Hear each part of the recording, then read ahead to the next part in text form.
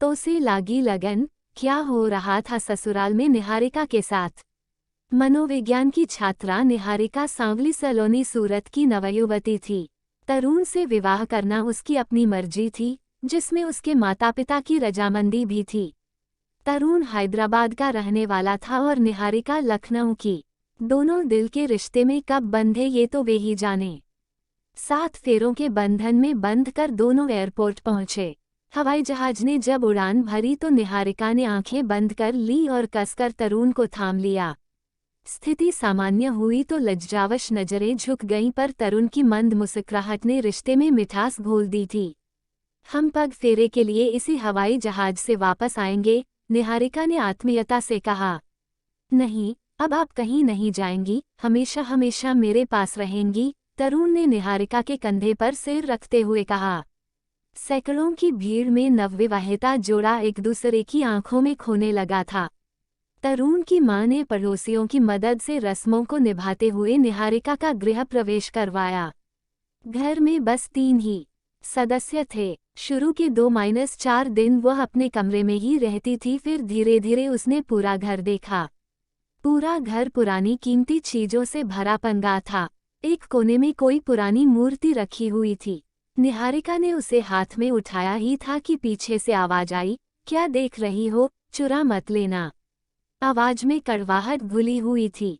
निहारिका ने पीछे मुड़कर देखा, तरुण की मां खड़ी थीं। नहीं मम्मी जी, बस यूं ही देख रही थी, निहारिका ने सहम कर जवाब दिया। ससुराल में पहली बार इस तरह का व्यवहार, उसका मन भारी हो गया। मां की याद आने लगी। रात को बातों ही बातों में तरुण के सामने दिन वाले घटना का जिक्र हो आया। हाँ, वे थोड़ी कड़क मिजाज हैं, पर प्लीज तुम उनकी किसी बात को दिल पर मत लेना। वे दिल की बेहद अच्छी हैं, तरुण अपनी तरफ से निहारिका को बहलाने लगा। एक दिन दोपहर को जब निहारिका लेटी हुई कोई पत्रिका पढ़ रही थी, तभी तरुण की मां मनोहरा देवी उसके कमरे में आईं। उन्हें देख वो उठकर बैठ गई। उसके बाद सास बहू में इधर उधर की बातें हुईं। बातों ही बातों में निहारिका के गहनों का जिक्र हो आया तो निहारिका खुशी से उन्हें गहने दिखाने लगी। बातों का सिलसिला चलता रहा। करीब आधे घंटे बाद जब निहारिका गहनों को डब्बे में डालने लगी तो सोने के कंगन गायब थे। वह परेशान होकर उसे ढूंढने लगी। आश्चर्य भी हो रहा था उसे। सासुमां से कुछ पूछे इतनी हिम्मत कहाँ थी उसमें।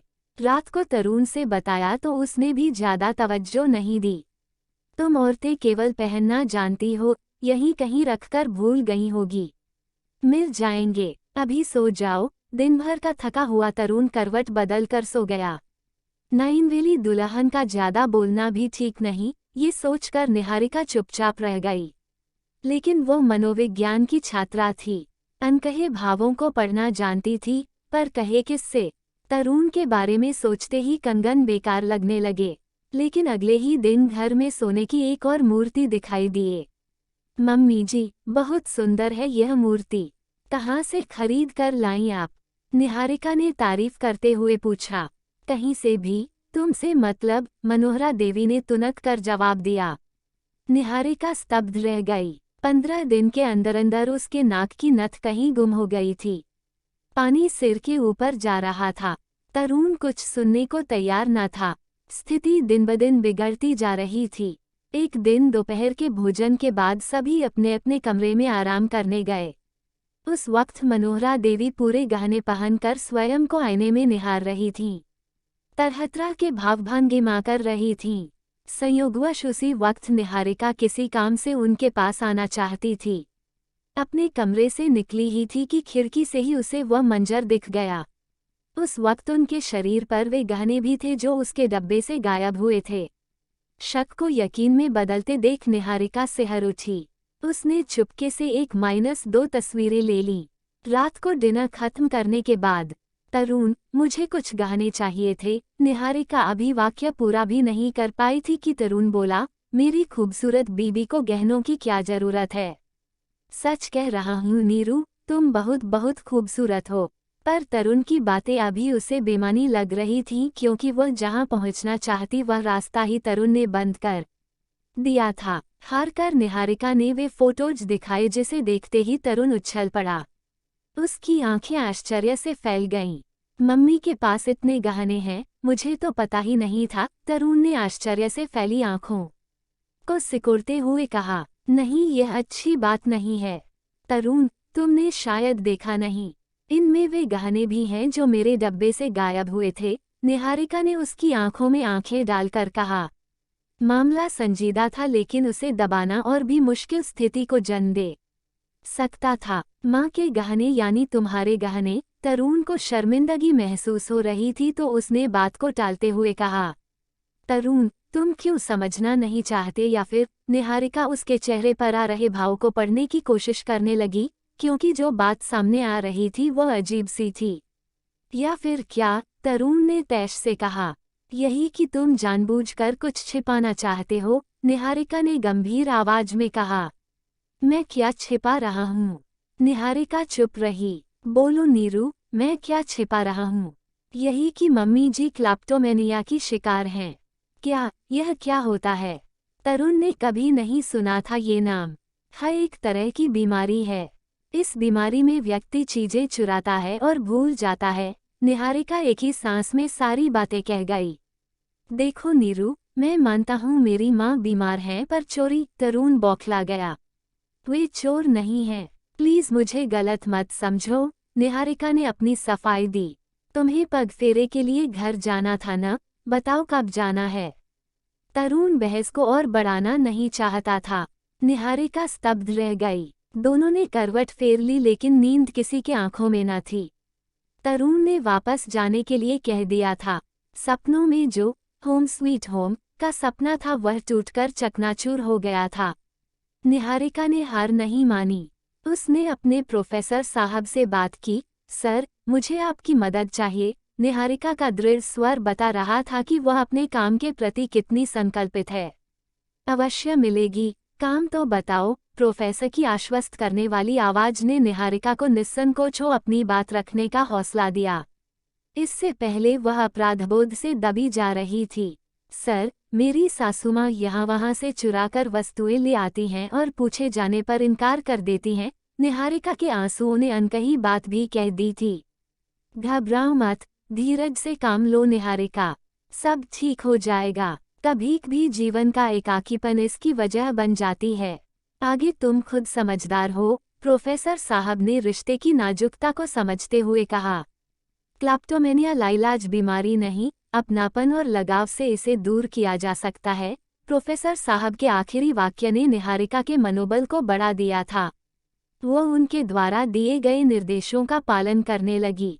इलाज का पहला कदम था गाढ़ी दोस्ती। मम्मी जी, आज से मैं आपके कमरे में आपके साथ रहूंगी। आपके बेटे से मेरी लड़ाई हो गई है, निहारिका ने अपना तकिया मनोहरा देवी के बिस्तर पर रखते हुए कहा। रहने दो, बीच रात में उठकर न चली गई तो कहना, मनोहरा देवी ने अपना अनुभव बांटते हुए कहा। कुछ भी हो जाए नहीं जाऊंगी, निहारिका ने आत्मविश्वास से कहा। रात में उन दोनों ने एक दूसरे के पसंद की फिल्में देखीं। धीरे धीरे दोनों एक दूसरे के करीब आने लगीं। मनोहरा देवी जब भी बाहर जाने के लिए तैयार होती तो निहारिका साथ चलने के लिए तैयार हो जाती या उन्हें अकेले जाने से रोक लेती। कभी मनमुनहार से तो कभी जिद से। ऐसा नहीं था कि तरुण कुछ भी जानता नहीं था। कितनी बार उसे भी शर्मिंदगी उठानी पड़ी थी, पर माँ तो आखिर माँ है न, सब कुछ सह जाता था। माँ को समझाने की कोशिश भी की, पर बिजनेस की व्यस्तता की वजह से ध्यान बंट गया था। निहारिका की कोशिश रंग ला रही थी, ये बात उससे छिपी नहीं थी। अपनी नादानी पर शर्मिंदा भी था। अपने बीच के मनमुटाव को कम करने के लिए निहारिका के पसंद की चॉकलेट फ्लेवर वाली आइसक्रीम लाया था, जिसे अपने हाथों से खिलाकर कान पकड़कर माफी मांगी थी। उठक बैठक भी करने को तैयार था, पर नीरू ने गले लगाकर रोक दिया था। नीरू, तुमने जिस तरह से मम्मी को संभाला है न, उसके लिए तहे दिल से शुक्रगुजार हूँ, तरुण ने नम आंखों से कहा। अभी नहीं, अभी हमें उन सभी चीजों की लिस्ट बनानी होगी जो मम्मी जी कहीं और से ले आई हैं, उन्हें लौटाना भी होगा। निहारिका ने इलाज का दूसरा कदम उठाया। लौटाना क्यों है नीरू? इससे तो बात, तरुण ने अपने घर की इज्जत की परवाह करते हुए कहा।